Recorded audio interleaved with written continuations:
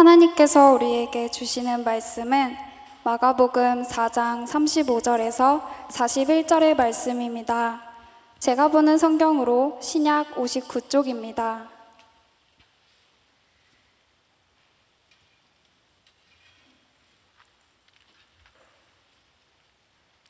이제 마가복음 4장 35절에서 41절의 말씀을 봉독하겠습니다.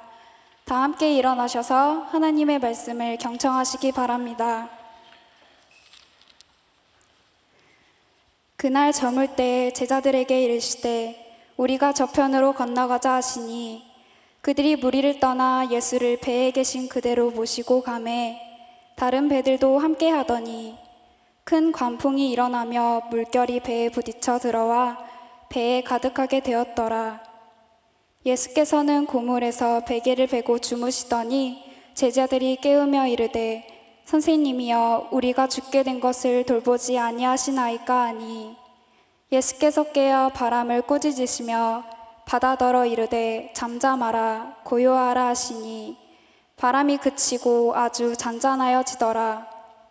이에 제자들에게 이르시되 어찌하여 이렇게 무서워하느냐 너희가 어찌 믿음이 없느냐 하시니 그들이 심히 두려워하여 서로 말하되 그가 누구이기에 바람과 바다도 순종하는가 하였더라. 아멘. 오늘 본문 말씀에서 예수님은 제자들을 나무라셨습니다. 평소 제자들의 실수와 허물에 대해서 관대함을 보이셨던 주님이신데 오늘은 무엇 때문에 제자들을 나무라셨는지 한번 살펴보기를 원합니다. 본문에서 예수님은 여러 번의 이 비유 설교를 마치시고 날이 뉘엿뉘엿 저물어 갈 때쯤 제자들과 함께 자리를 옮기기를 원하셨습니다. 이 본문 35절에 언급하신 그 저편은요, 현재 지금 가버나움에 계신 거거든요. 여러분 보시는 화면에서 이쪽 위에 있는 가버나움이 보이실지 모르겠는데 그 가버나움에서 이 반대 방향 거라사 지역까지 건너가시는 겁니다. 그래서 저편이라고 말한 겁니다. 그래서 이 갈릴리 바다를 사이에 두고 그 건너편에 위치해 있었던 거라사 지역, 이것이 바로 저편으로 추정됩니다. 또한 36절에 예수님이 배에 계신 그대로 이동을 하셨다는 것으로 보아 그러면서 보시다시피 예수님은 이동하기 전부터 이 배에 타 계신 채로 설교를 하셨던 것으로 보여집니다.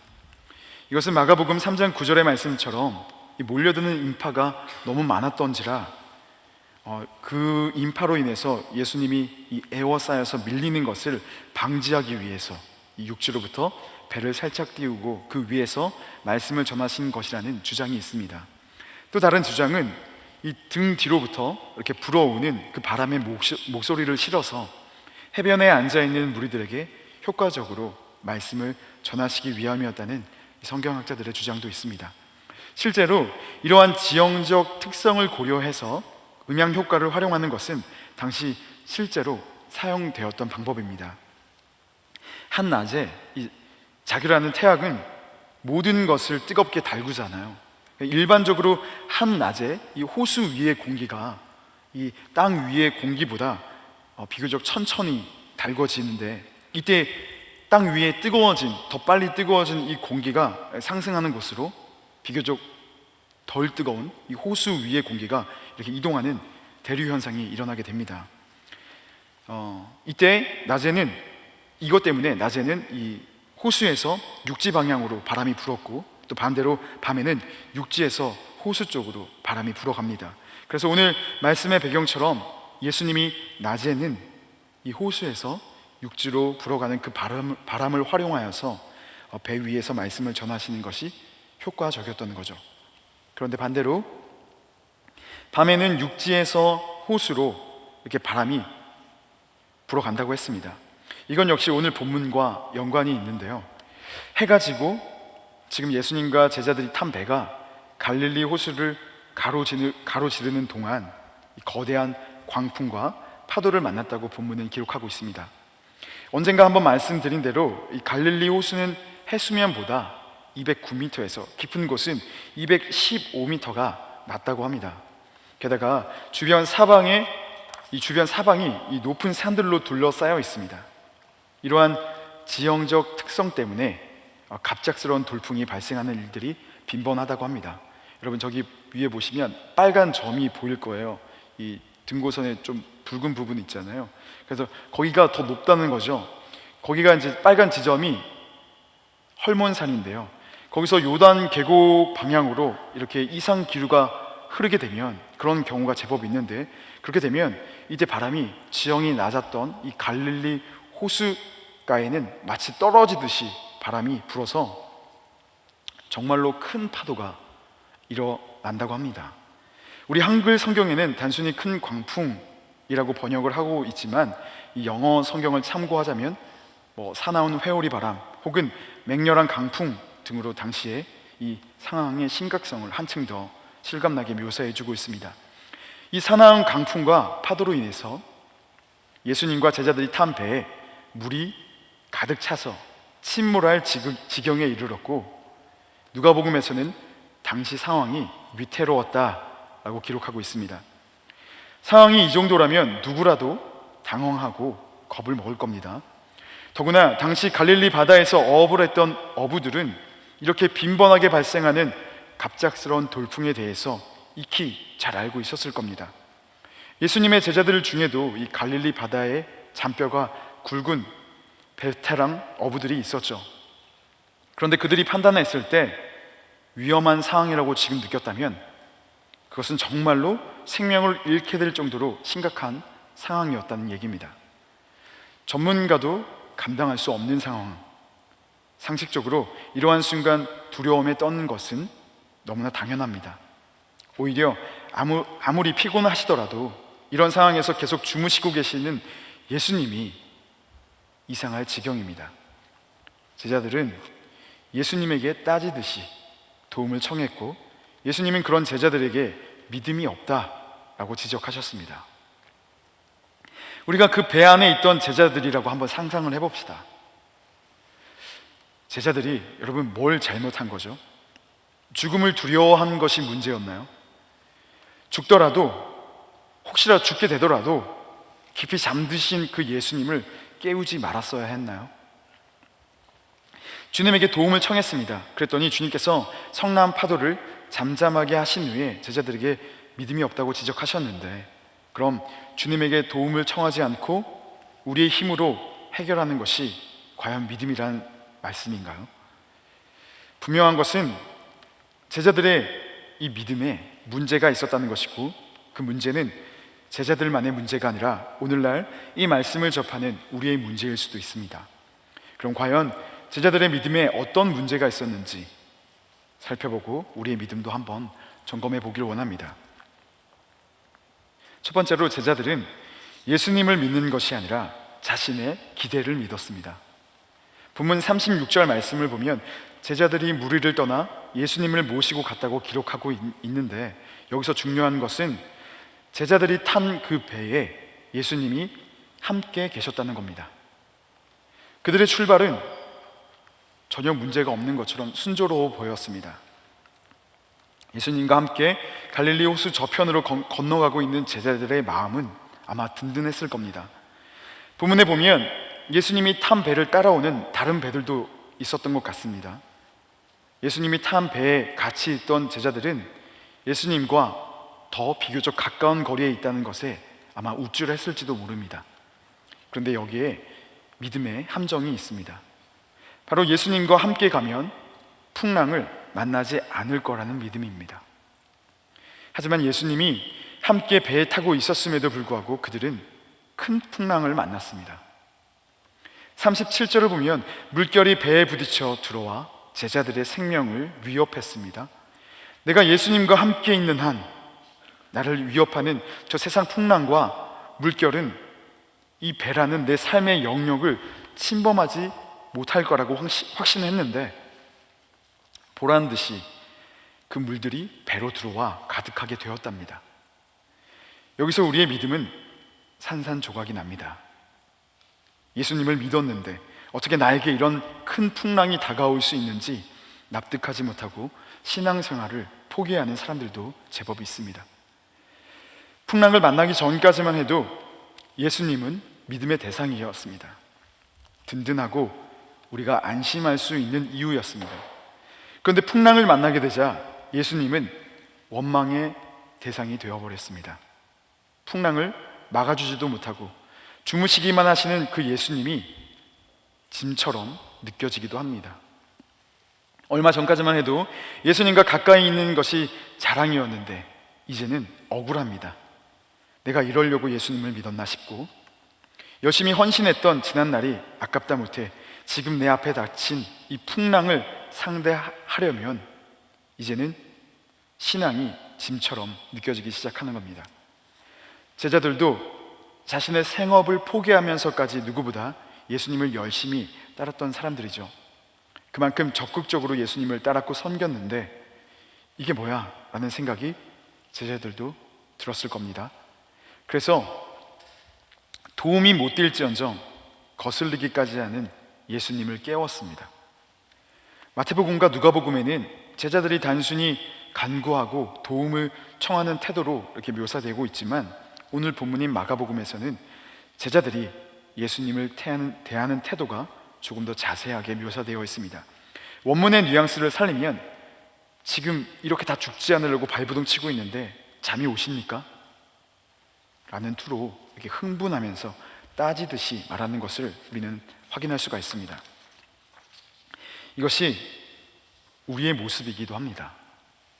그런데 여러분, 예수님과 함께하면 풍랑을 만나지 않을 거라는 믿음은 과연 어디서 온 걸까요? 우리의 간절한 바람이 만들어낸 믿음을 가장한 착각이 아닐까요?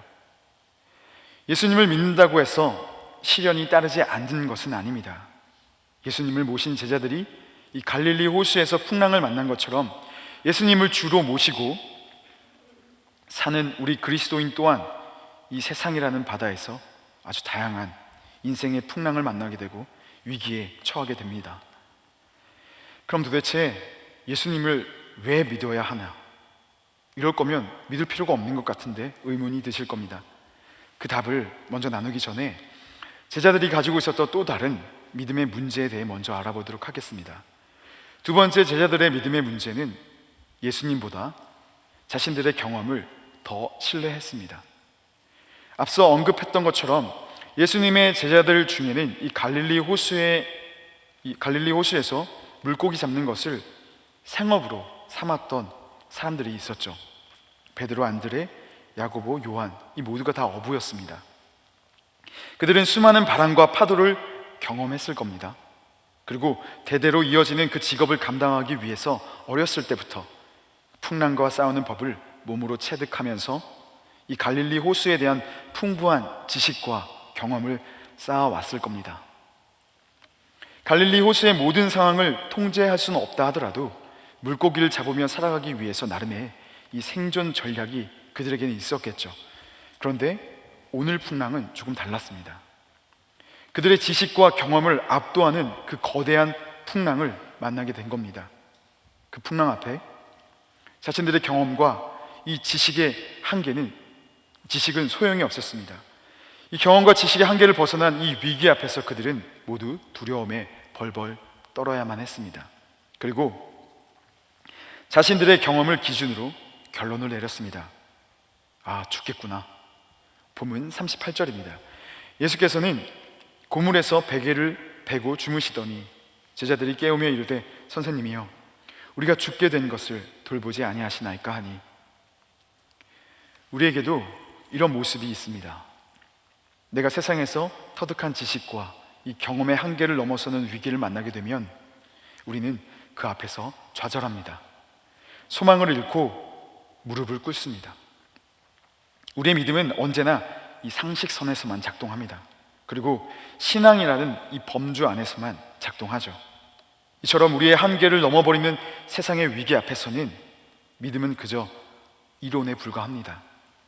우리의 삶이 좌지우지되는 현실 속에서 믿음으로 모험을 하기에는 너무 무모하고 위험해 보이기 때문이죠. 오늘 이러한 제자들과 우리를 보시며 예수님은 말씀하십니다. 40절 말씀 다 함께 합독하시겠습니다. 시작. 이에 제자들에게 이르시되 어찌하여 이렇게 무서워하느냐? 너희가 어찌 믿음이 없느냐 하시니. 아멘. 그럼 예수님이 오늘 우리에게 요구하시는 믿음은 과연 어떤 믿음일까요? 예수님과 함께 있음을 누리는 믿음입니다. 저희 부부는 얼마 전부터 이 잠을 잘 때 아이들과 분방을 하고 있습니다. 이 공식적인 명분은 이 아이들의 정서적 자립이지만 간밤에 이 녀석들이 자주 깨기 때문에 우리도 덩달아 깨지 않고 이 숙면을 취하고자 하는 목적도 요만큼 있습니다. 아니, 저희 아들이 보고 있을 수도 있기 때문에. 과연 아이들이 엄마를 떨어져서 잘 수 있을까? 저희 아내와 저는 이제 되게 반신반의했었어요. 그런데 이제 그러한 저희의 이 우려와는 달리 제법 잘 자더라고요. 깨지 않고 아무렇지도 않게 아침에 일어나고, 저희보다 먼저 자고 늦게 일어나다 보니까, 그러니까 저희가 뭐 재워줄 때는 아내가 같이 재워주고 또 일어날 때는 같이 있으니까 큰 어려움을 느끼지 않았던 것 같습니다. 그런데 가끔, 아니 최근에는 조금 자주 이 막내가 한밤중에 저희 방으로 이렇게 막 달려오는 소리가 들립니다. 지금 3살인데 그 짧은 다리로 자기 혼자 이게 침대에서 내려와요. 뒤로 이렇게 해서 내려와요. 그리고는 이 뒤꿈치를 들고 방문을 엽니다.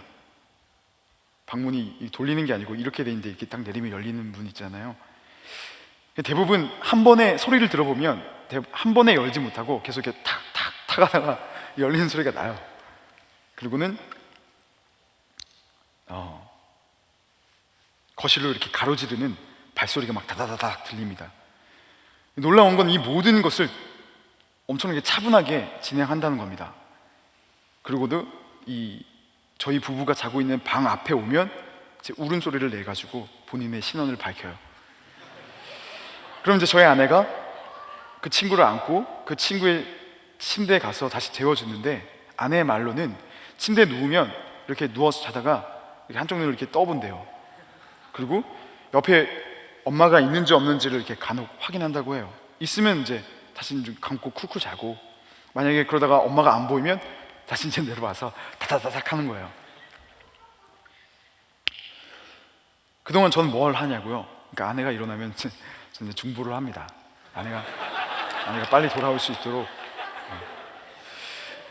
여러분, 제가 말씀드리고자 하는 건, 아이는 엄마와 함께 있는 것 그 자체로 안정을 느낍니다. 사실 잘 때 엄마의 손이 많이 가는 시기는 이미 지났거든요. 그러니까 엄마가 옆에 있고 없고의 차이가 실질적으로는 그렇게 크지 않은데 아이에게는 이것이 매우 큰 요소인 겁니다. 아기들은 엄마의 품에 있으면 세상이 아무리 진동한다 하더라도 동요하지 않습니다. 그 엄마가 자신을 지켜줄 거라는 믿음이 있기 때문이죠. 예수님이 제자들에게 요구하시는 믿음이 바로 이런 믿음입니다. 이사야 12장 2절 말씀입니다. 우리 다 함께 합독해 보실까요? 시작. 보라, 하나님은 나의 구원이시라. 내가 신뢰하고 두려움이 없으리니 주 여호와는 나의 힘이시며 나의 노래시며 나의 구원이심이라. 이것이 우리 믿는 자들의 고백이어야 하고 실제 믿음이어야 합니다. 죽음이 예견될 만큼 큰 풍랑이 우리 삶을 덮친다 하더라도 우리와 함께 하시는 그 주님의 품이 그 모든 것을 덮습니다. 여러분 믿으십니까? 아기들이 아무리 엄마를 의지한다 하더라도 엄마가 아이를 지켜주는 것은 한계가 있죠. 그럼에도 아기들은 그 엄마의 능력을 과대평가하고 그 옆에서 평안을 누립니다. 그런데 우리 신앙인들은 예수님의 능력을 과소평가하는 경향이 있습니다. 그래서 아무리 주님이 우리와 함께 하셔도 평안을 누리지 못하고 믿지 못합니다. 우리는 두려운 세상을 살아가고 있습니다.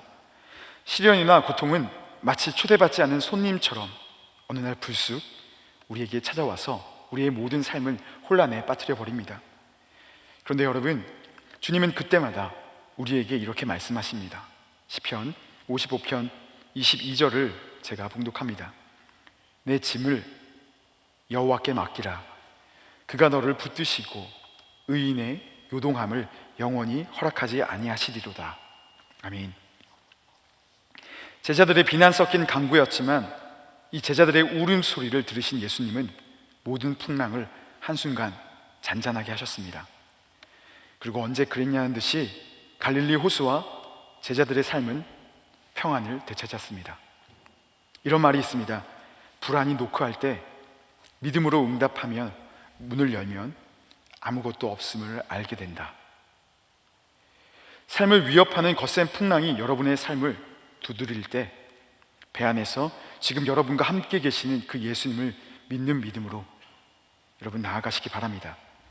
우리가 주님의 품 안에 더 깊이 들어갈 때 결국 그 풍랑은 아무것도 아니었음을 경험하게 되실 겁니다. 예수님과 함께 있어도 풍랑을 만나게 된다면 굳이 예수님을 왜 믿어야 하나? 라는 질문을 아까 드렸습니다.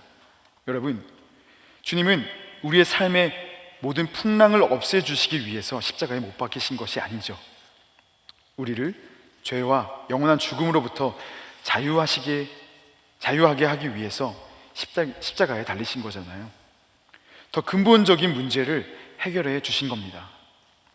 눈앞에 보이는 호수의 파도 수준이 아니라 우리가 정말로 감당할 수 없었던 그 죽음의 바다 자체를 가르시고 우리를 지나가게 하신 겁니다. 자신의 생명으로 우리를 살리신 주님이 우리를 그 하찮은 풍랑 따위에 여러분 방치하시겠습니까? 결국 하나님의 손해잖아요.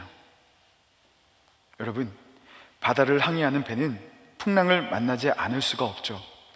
우리의 삶도 마찬가지입니다. 삶에 풍랑을 만났다고 해서 믿음이 소용없다고 포기하려 하지 마시고 그 믿음으로 풍랑을 돌파하시기 바랍니다. 우리가 믿는 것은 우리와 함께하고 계시는 예수님이지 우리의 안전이 확보되는 그 상황 자체가 아님을 여러분 잊지 마시기 바랍니다. 조금 더 깊이 들어가서 예수님이 우리에게 원하시는 믿음은 이해와 상식을 뛰어넘는 믿음입니다.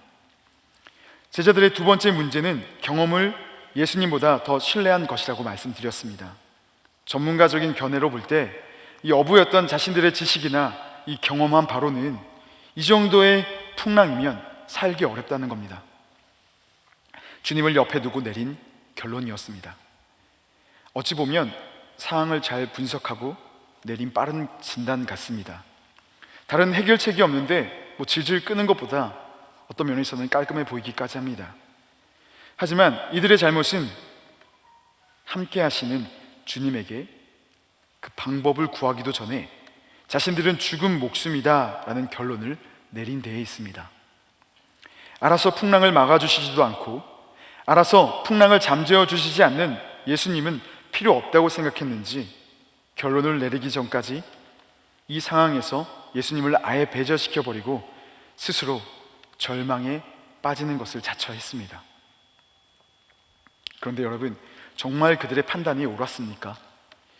정말 바다에 관한 그들의 지식과 경험이 예수님의 능력보다 더 강하고 영향력이 있었습니까? 시편 33편 16절에서 20절 말씀을 함께 보시겠습니다. 제가 봉독합니다. 많은 군대로 구원 얻은 왕이 없으며 용사가 힘이 세어도 스스로 구원하지 못하는도다.